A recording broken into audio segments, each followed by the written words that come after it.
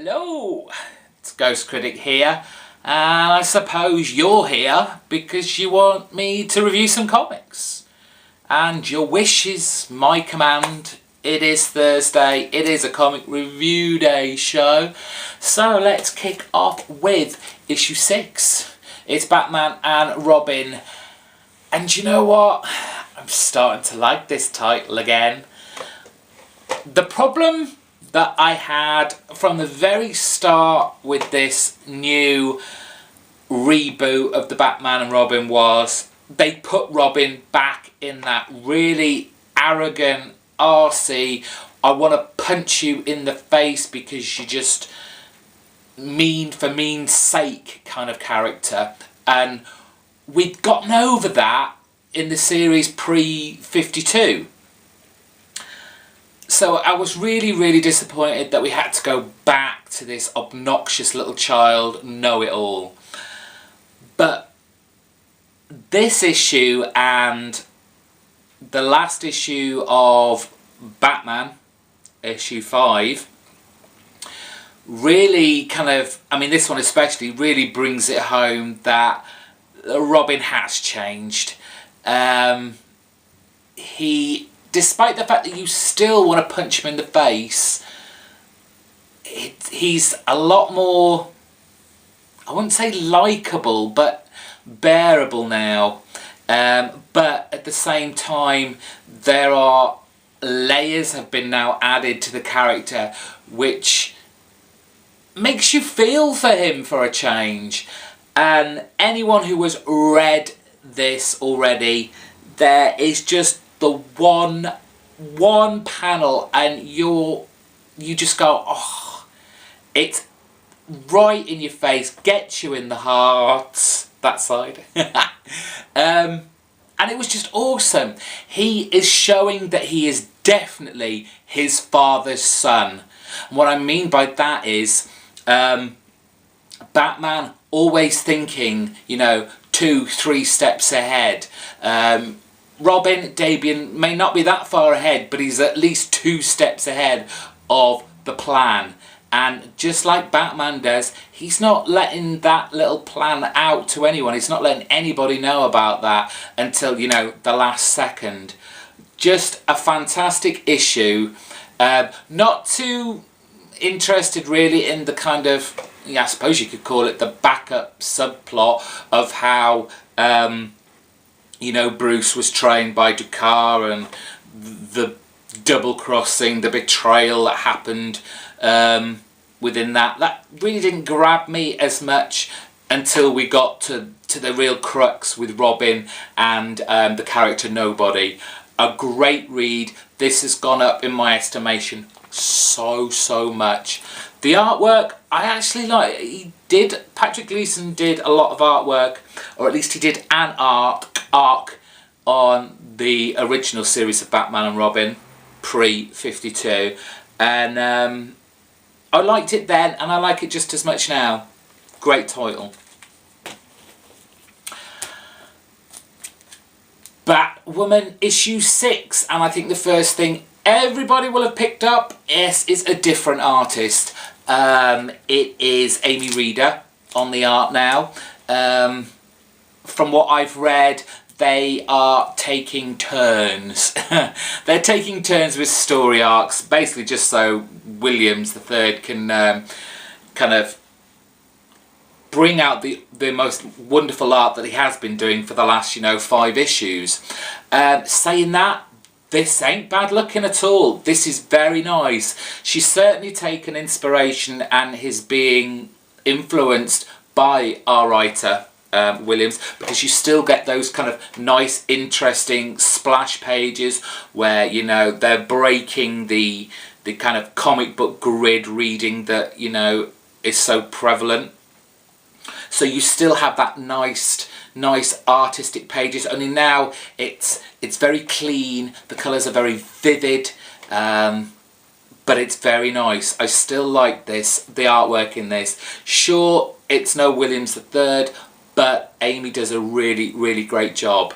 As for the storyline, we're kind of getting what I call kind of a Pulp Fiction syndrome, in that we're getting parts of each character's stories, and it could be dead now in the present, it could be a few weeks earlier, a few weeks later.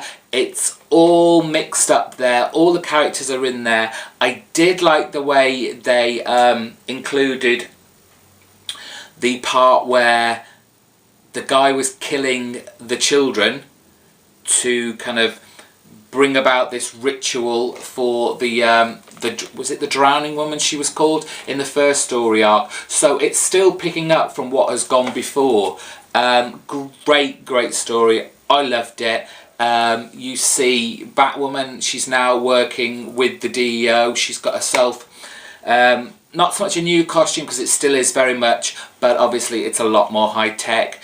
Money has been put behind all this. Great title. Still loving Batwoman. On the top of my almost at the top of my pile every month that comes out. Another issue 6, and it's Green Lantern. I don't know whether they changed the solicits on this, because this wasn't the story I was expecting. Reading the title of what I thought this was going to be, I think it was called A Day in the Life of Sinestro or something like that, and I thought it was going to be kind of a filler, done in one storyline, but this doesn't seem to be the title or the issue that they were originally going to put out. Instead, still a great title, still a great issue, but now it starts off with Hal Jordan and Carol, and you know, they're being all lovey-dovey. He's not got the ring now, he's doing normal things, he's taking her out, he's dating her essentially, and everything, as you can imagine, all looks too good to be true. Hold that thought. The majority of most of the rest of the story is again centered on Sinestro. He's looking for Lisa Drack. She had the big black book from the Darkest Night run, and for some reason he needs to find her. I think it's to do with the fact that she's now got a yellow ring and she shouldn't have one, and she doesn't deserve it, and he can't find her for some reason, because I guess because he's not connected to the yellow ring anymore. He's not able to locate her straight away like he would. So we get introduced to this character, which appears to be an enemy of Sinestro from a past storyline called Starstorm. Now, they obviously have had issues with each other, to the point where, you know, Sinestro has said, don't you ever dare put this helmet thing on again or I will kill you. But Sinestro now needs his help. So, despite the fact that this Starstorm character is very much down on his luck, he's living as a tramp on this alien planet. He takes him because this is the guy that's going to find Lisa Drack, sorry. There's a big fight scene with her and Sinestro, but the interesting bit that happens in it is that I presume he gets hit by a page of the book or something like that, or maybe it's just Lisa Drack's powers, I'm not quite sure, but he appears to see a glimpse of the future, of what the Guardians are up to. And there are some nice little hints on this one page of what could potentially come, and probably will. If Jeff Johns is putting it there on the page, it's going to come to pass. It certainly is. Jeff Johns, he's got a whole history already laid out for Green Lantern, and of course it always goes back to Hal. And at the end of the fight scene with Lisa, he realises he needs Hal's help again. And this is where the romantic couple, too good to be true, Sinestro leaps out of nowhere, forces the costume and the ring back onto Hal, and, well, to be continued in next issue.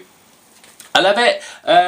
Mike Choyanart, isn't that the guy that's doing Wonder Woman? I don't collect it. I did like it. Very nice artwork, so definitely a pick-up. Incredible Hulk, issue 5. And we find out who separated Hulk and Banner. I don't know if you guys already knew. I didn't. Should I spoil it for you if you don't know? Okay, I won't, but it's a huge character. It's an interesting character because I don't really think he's had a great deal to do with the Hulk. He's very much a villain of a certain other kind of super team within Marvel Universe. Now, throughout this book, you get this flashback to the deal these two made, Hulk and our separator of the two. And it is very, very interesting. What I don't really get, and okay, I'm just going to suspend my disbelief because it has to carry the story on. The way that it's been where they've separated each other, I don't understand why they just didn't throw Banner in the bin. Why did they have to create what is essentially, I guess, and this is just coming to my head now, what is basically a clone of Banner? I wonder if you guys agree with me as well. Anyway, while all this is going on, we're in the present day. Hulk is fighting his way through all Banner's green monstrosities. But the interesting thing is Hulk persuades all these kind of green monstrosities to turn against Banner, to betray him, to go, look, what you actually are looking for, you know, Banner's really horrible to you, he's mean, he does horrible things to you. All you really want is to be normal again, to be free, and I can do this for you if you let me pass. And they let him. It's great. And again, on the sidelines, Amanda Von Doom is about to do something very, very stupid and can only mean one thing.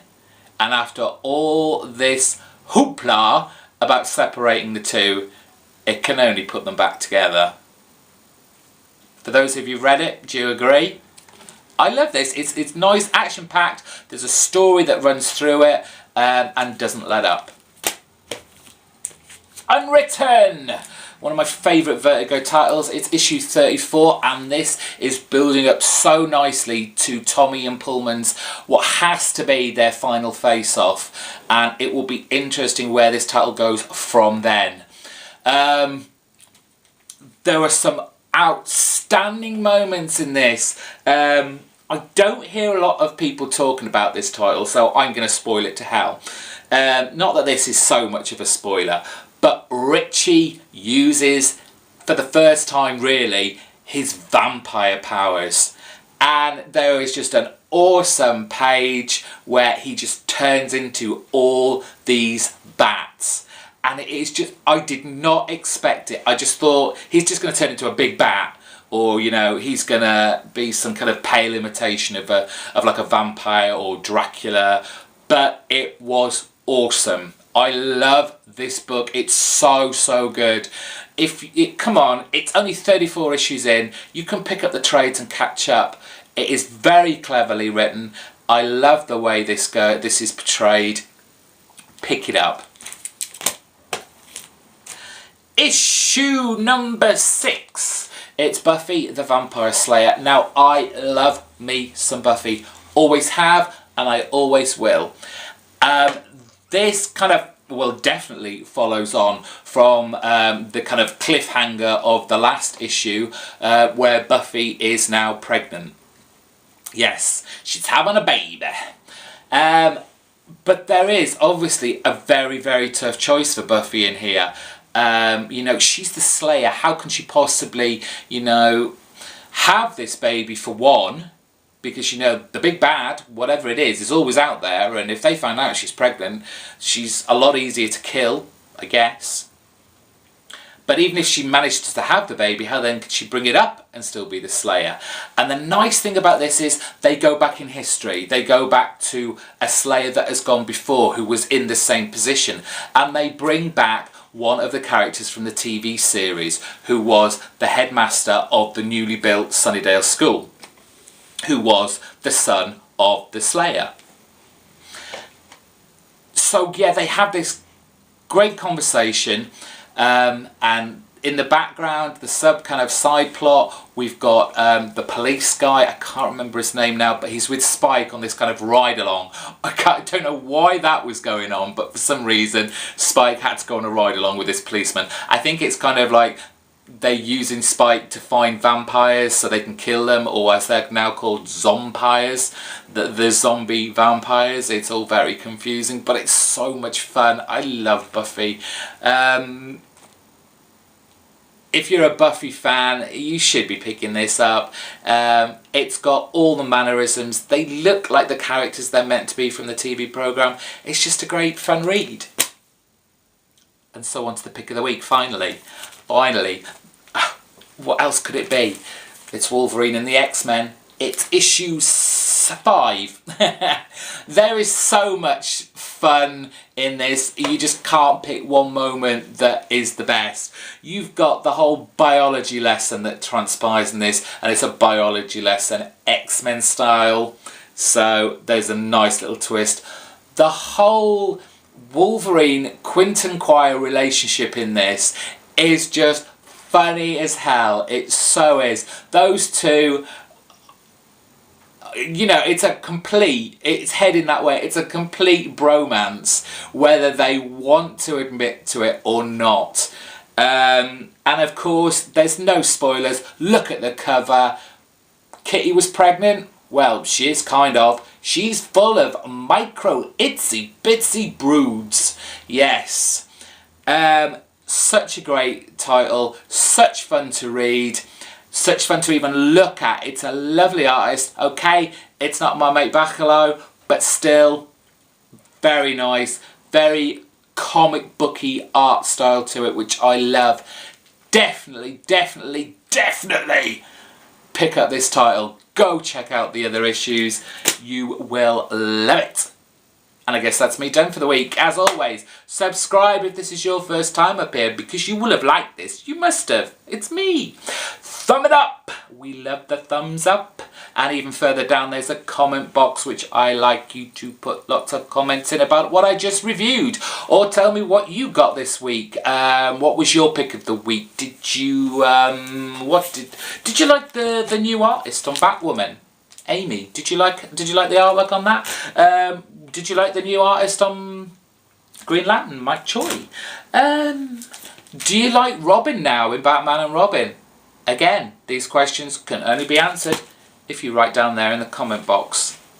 That is me out for this week. Just to let you know, next week's reviews will be late. You will not see one on Thursday. I am on a holiday next week. I am away. And I won't be home to pick up my comics in time. I will probably have it up by the Sunday. Fingers crossed. I will do my best for you guys.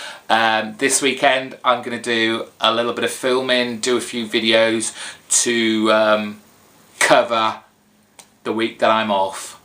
So with that, sorry about next week guys, but you know, Ghostcritic needs a holiday every now and again. See ya. Out.